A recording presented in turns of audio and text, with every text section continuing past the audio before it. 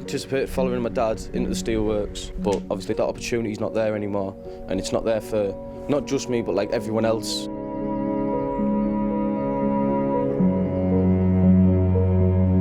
If, like myself, you've been in work for over 30 years, then lost your job, it feels like another smack in the teeth, really. People are disillusioned and they think, to be honest, we're lots as bad as hell.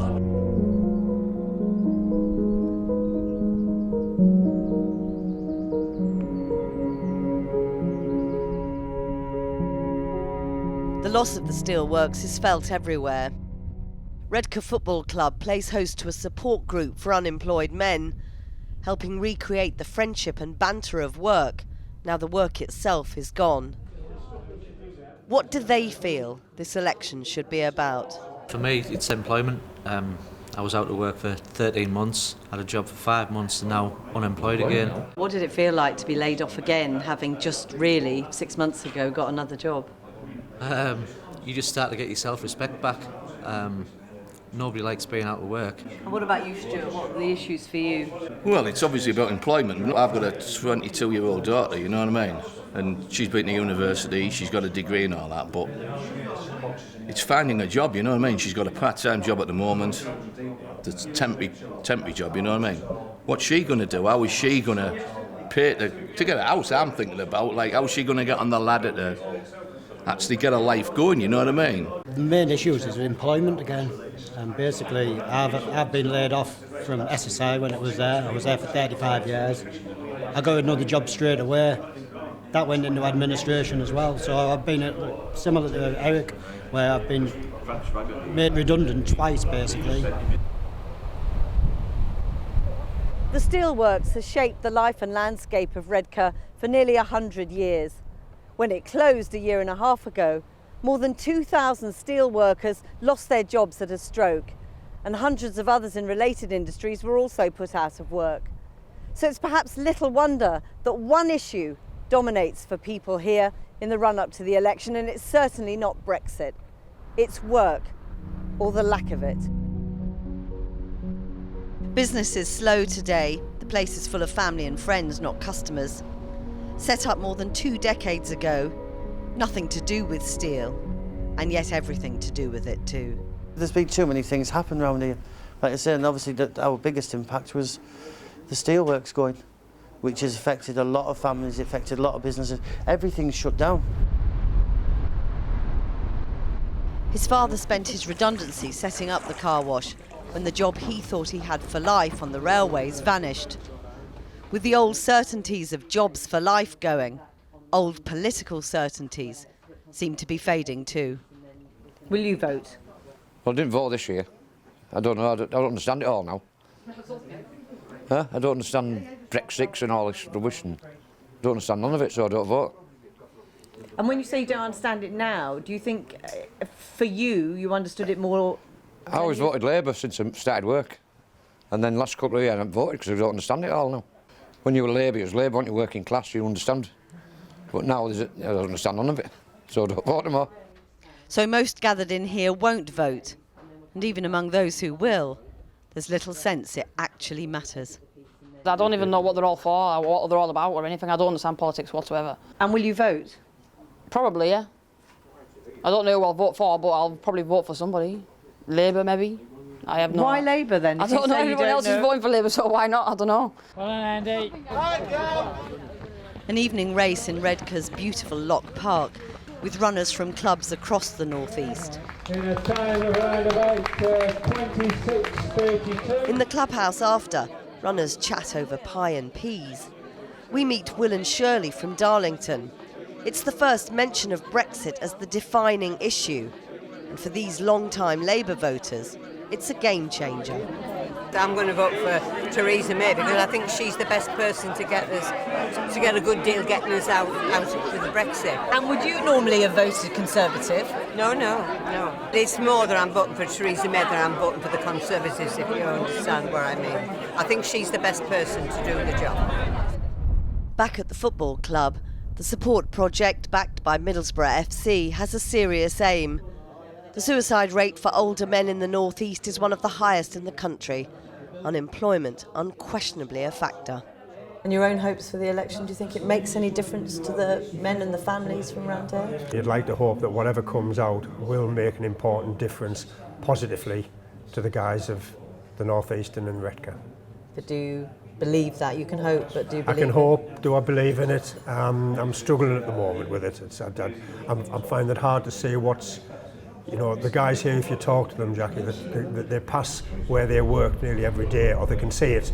If you guys go out and 40, 50 yards from here, you can see the steelworks that are just stood empty. That's an awful lot of land just doing nothing. And that's hard. Well, it's hard for a lot of these guys to deal with. A bit annoyed and disappointed at the minute, as a lot of people would feel. But you've got to get on with it. That's the tough northern spirit.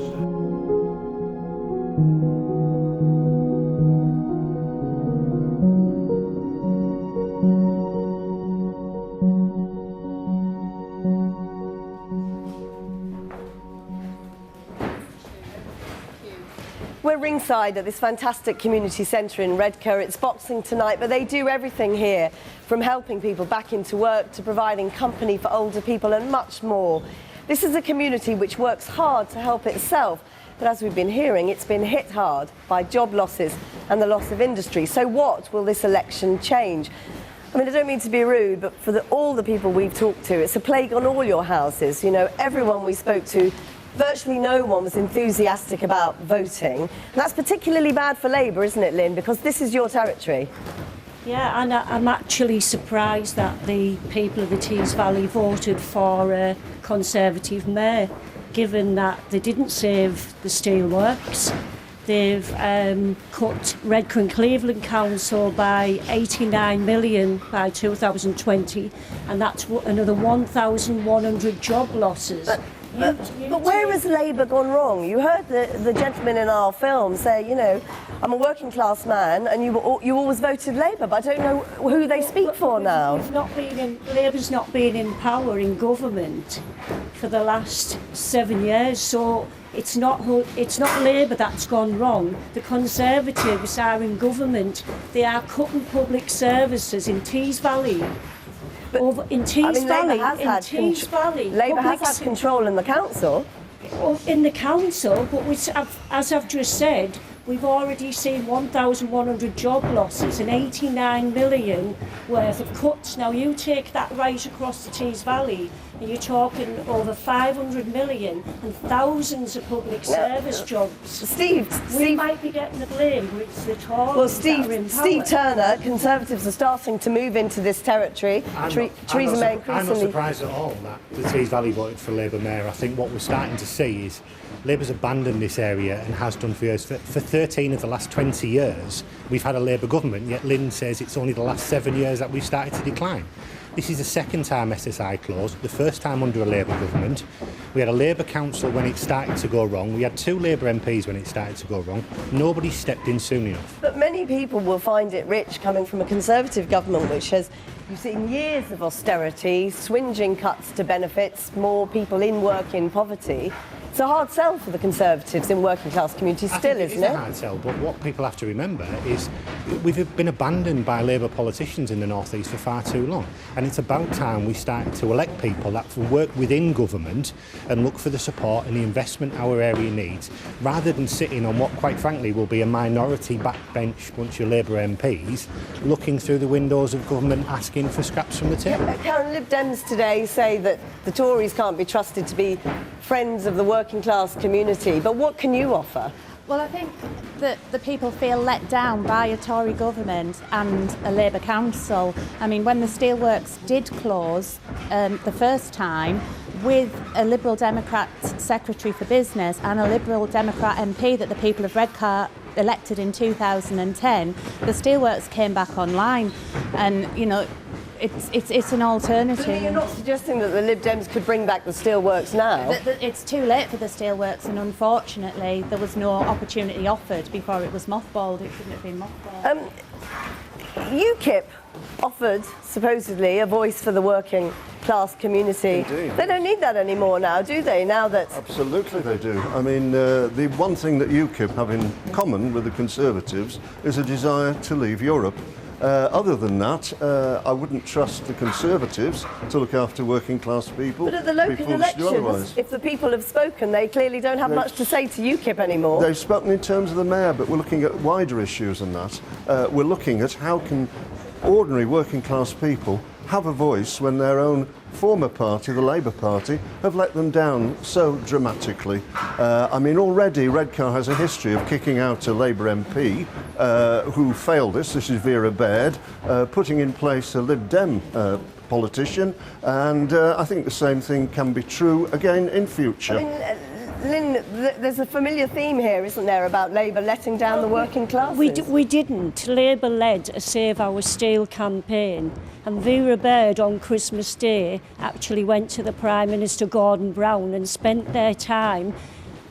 It was a lucky break for the Lib Dem. It was a lucky break for the Lib Dem MP because all that work to save our steel was already done. Sorry to interrupt you, but something that the former steelworkers said about all politicians is that they almost didn't know they existed until it was too late for the steelworks. That people aren't fighting for working class people on the ground. Well, this is very true. I mean, in the case of UKIP, we don't have the resources, we don't have professional politicians, we can't even afford the leaflets at the moment. All we can do is talk to people, try and make our voices heard, as here, because we don't have political careers. What we want to be is a major influencing force on the politics of this country. But you're not anymore, are you? I mean, the local elections proved that. The local elections, yes, but if we can get a voice in Parliament, we can build on that.